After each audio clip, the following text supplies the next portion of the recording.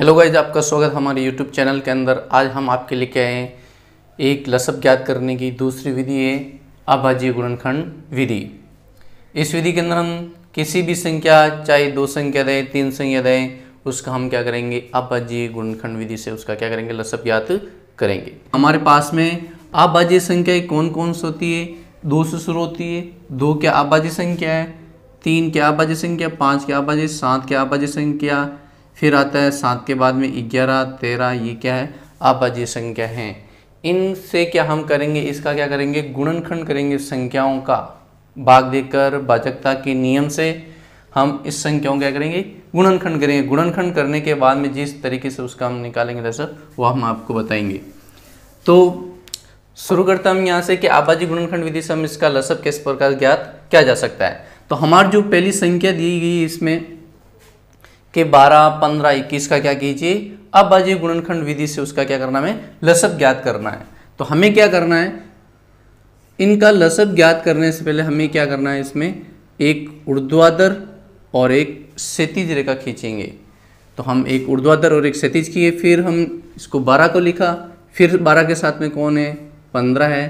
15 का हमने इस तरीके से लिखा इसको, और फिर हो गया 21 पहला। अब हमें क्या करना है, इस 12 का, 15 का, 21 का क्या करना है, हमें अभाज्य गुणनखंड करना है, यानी कि प्राइम फैक्टराइजेशन कहते हैं, यानी अभाज्य गुणनखंड विधि से, और इंग्लिश के अंदर इसको बोलते हैं प्राइम फैक्टराइजेशन मेथड से। किस उसका क्या निकालना है, एलसीएम निकालना है। एलसीएम यानी लसब निकालना है। अब हमें संख्या 12 का फैक्टर यानी कि अभाज्य गुणनखंड कैसे करेंगे, हम भाजकता के नियम से 2 से शुरू करेंगे। इसमें 2 का भाग जाता है। जिस संख्या के अंत में 0, 2, 4, 6 और उसमें 2 का पूरा भाग जाता है, तो इसमें 2 का भाग दिया 6, 6 के अंदर 2 का भाग जाता है 3। अब 3 के अंदर 2 का जाता है नहीं, 3 का जाता है, 3 एकम 3, यानी कि इसमें 2 और 3 आ रहा, वो क्या अभाज्य संख्या है। फिर हम इसी तरीके से 15 का भी अभाज्य गुणनखंड करेंगे। अभाज्य गुणनखंड करेंगे तो इसमें पीछे क्या 5, इसमें 2 का भाग जाएगा नहीं, 2 के बाद में आता है 3, इसमें 3 का भाग जाएगा। भाजकता के नियम से 3 का भाग इसमें दिया, कितनी बार जाएगा, 5 बार जाएगा। फिर 5 में 3 का जाता नहीं, फिर 3 के बाद में कौन सी, 5 के अभाज्य संख्या, इसमें 5 के अंदर 5 का खुद का जाता है, 5 एकम 5। फिर इस प्रकार 21 का भी क्या करेंगे, अभाज्य गुणनखंड करेंगे। तो इसके अंदर 2 का जाता नहीं, 3 का जाता है भाजकता के नियम से। अगर भाजकता का नियम नहीं आ रहा है तो हम मेरा पिछला जो वीडियो आप बनाया भाजकता के नियम, वो आप देख सकते हैं, और आइकन बटन के अंदर इसका लिंक दिया हुआ है।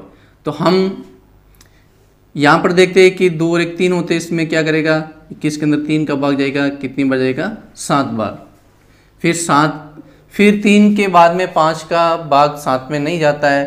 फिर 5 के बाद में और कौन आता है, अभाज्य संख्या 7 आती है, 7 के अंदर 7 का ही भाग जाता है, 7 एकम 7। तो इस तरीके से हमने 12, 15 और 21 का क्या कर दिया, अभाज्य गुणनखंड कर दिया। अब इसका लसब किस प्रकार किया जाता है, हमें 12 का गुणनखंड क्या है, 2 × 2 × 3, यानी 2 कितनी बार आया हुआ, 2 बार।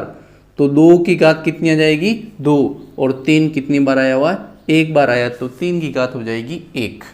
फिर हम 15 लेते हैं। 15 का जो अभाज्य गुणनखंड है वो 3 × 5 है, 3 भी 1 बार आया हुआ है, तो उसकी घात हो जाएगी 1। जो जितनी बार आता है उतना घात लगती है। 5 1 बार है तो 5 की घात हो गई 1।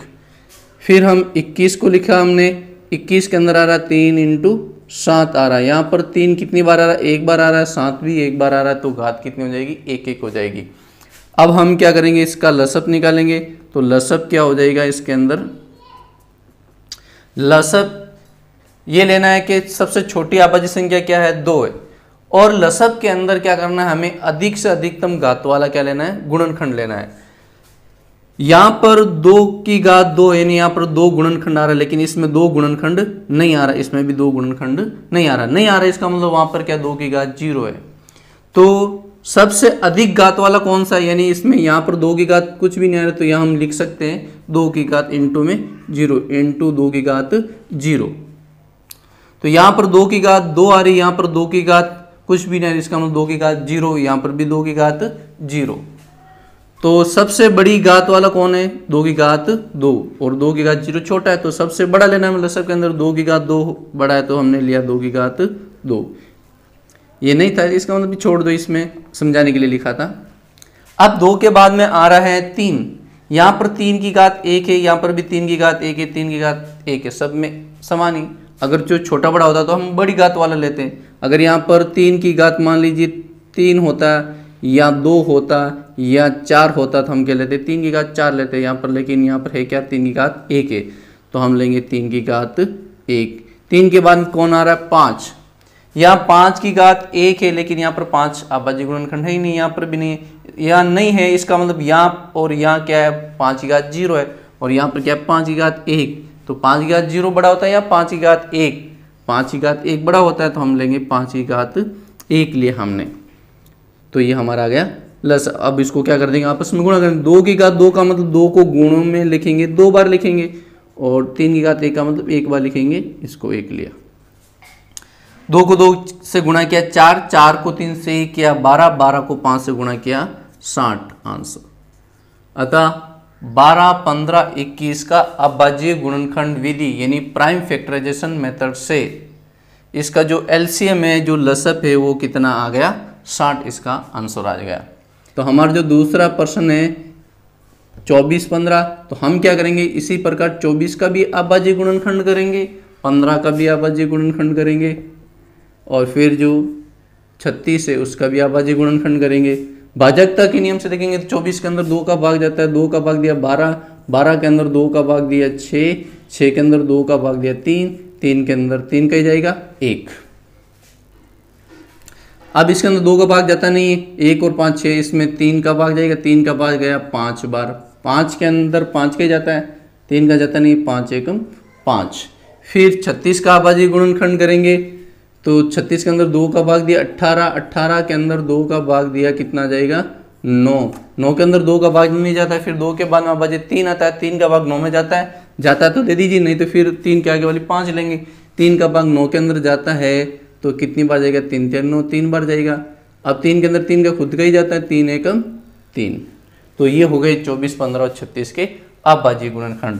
हम इसका क्या लिखेंगे, अभाज्य गुणनखंड लिख देंगे। यहाँ पर 24 बराबर क्या आया, 2 इंटू 2 इंटू 2 इंटू 3, यानी कि 2 कितनी बार आया, 3 बार आया, गुणे में घात लिख दिया हमने 3, यानी 2 की घात 3।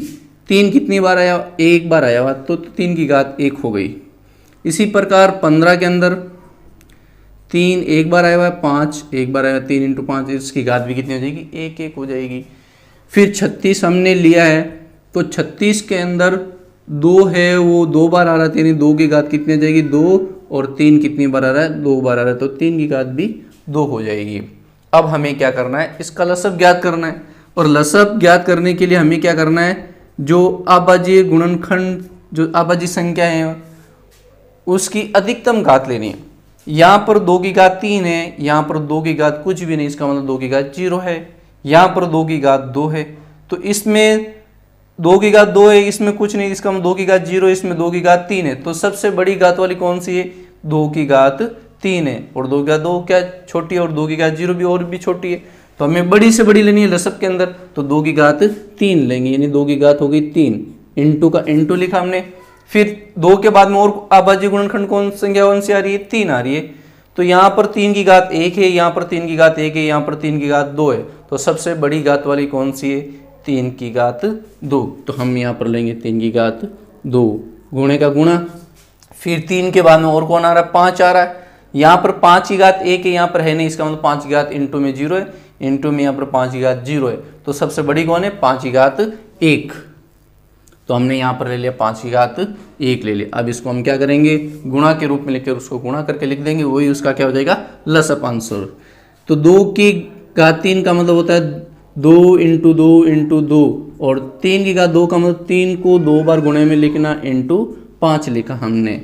2 दूनी 4, 4 दूनी 8, और 8 को हमने 5 से गुणा किया, 8 पंजे 40, और 3 तेर 9, 9 को हम क्या करेंगे 40 से गुणा करेंगे, 9 चौक 36, और ये 0 लगा देंगे, यानी 360 क्या आ जाएगा, इसका आंसर हो जाएगा। यानी गुणा करना हमें इन सभी को आपस में। मैंने पहले इसको क्या किया, 8 हो गई, यहाँ पर 8 को 5 से गुणा किया, 40 आ गया, यानी पीछे 0 आ गया। 40 को फिर 3 तेर 9 से गुणा करना आसान होता है, मैंने इस प्रकार किया, और आंसर आ गया 360, इसका लसअप 360 आ गया। अब हम इसी प्रकार 7 का, 13, 10 का क्या करेंगे, हम इसका अभाज्य गुणनखंड विधि से यानी प्राइम फैक्टराइजेशन मेथड से इसका क्या करेंगे, एलसीएम लसब ज्ञात करेंगे। तो नेक्स्ट तीसरा दिया हुआ है 7, 13, 10 का क्या करना है, अभाज्य गुणनखंड विधि से क्या है, उसका लसब ज्ञात करना है।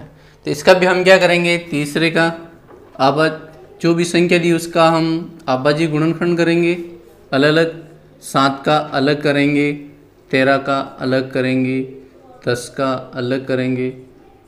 तो अब यहाँ पर देखते हैं हम 7 के अंदर 2 का भाग नहीं जाता है, 3 का भाग नहीं जाता है, 5 का जाता नहीं है, छोड़ दिया।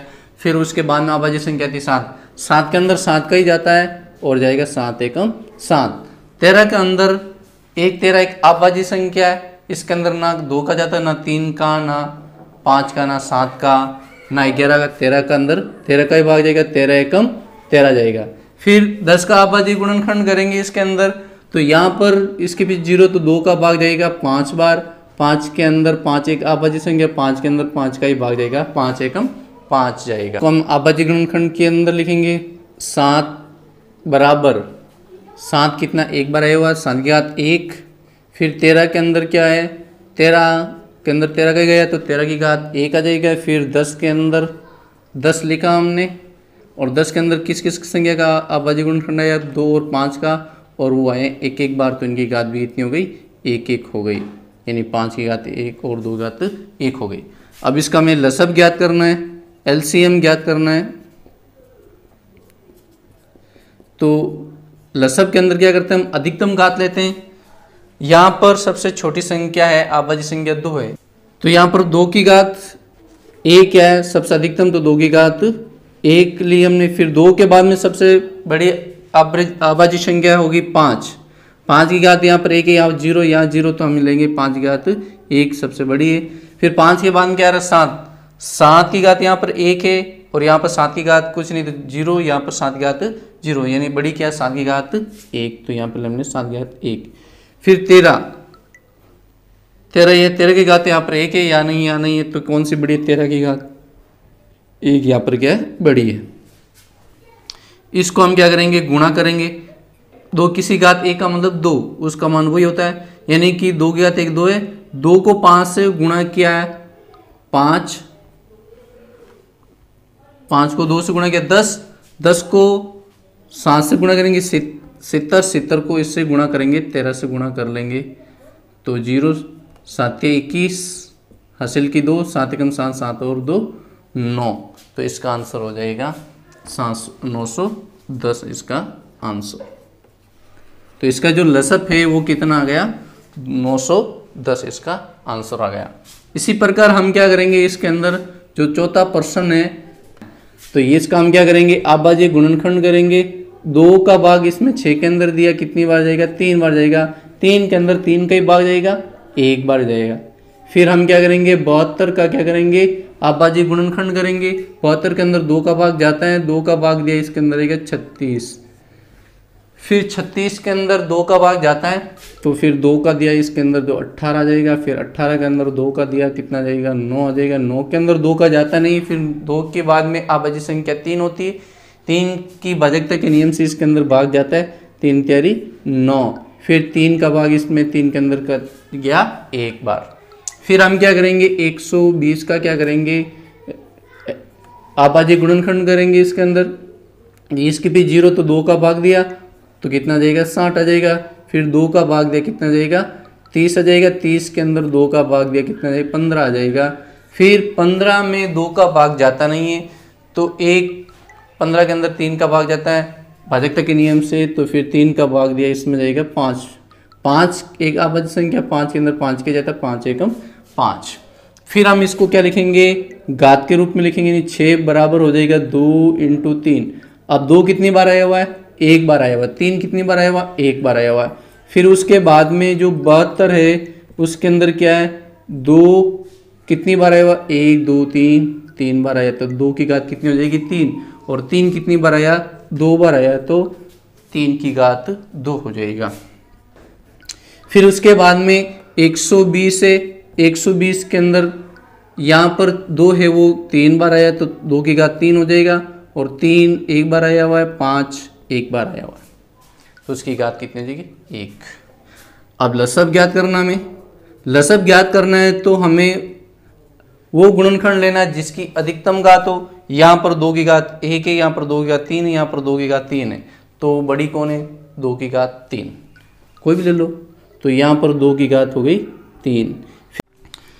तो यहाँ पर 3 के अंदर जो अधिकतम घात है वो है 3 की घात 2, 3 की घात 2 लिया हमने। यहाँ पर 5 की घात 1 है, यहाँ पर नहीं है, इसका मतलब यहाँ पर 5 की घात 0, यहाँ पर इंटू में 5 की घात क्या है 0। तो हमें क्या लेना है अधिकतम लेनी, तो 5 की घात 1 लेंगे, तो 5 की घात 1। अब इसको आपस में क्या कर देंगे गुणा, 2 की घात 3 है, इसको 3 बार गुणा में, लेकिन 2 इंटू 2 इंटू 2, और 3 की घात 2 है तो इसको 2 बार गुणा में लिख देंगे, और 5 एक बार है तो 1 बार। तो इसको गुणा करेंगे, 2 दूनी 4, 4 दूनी 8, 8 को 5 से 40, 40 और ये 3 13 9 को 40 से गुणा करेंगे, 9 चौक 36, यानी कि पीछे 0 लगा देंगे, तो 360 इसका क्या आ जाएगा आंसर आ जाएगा।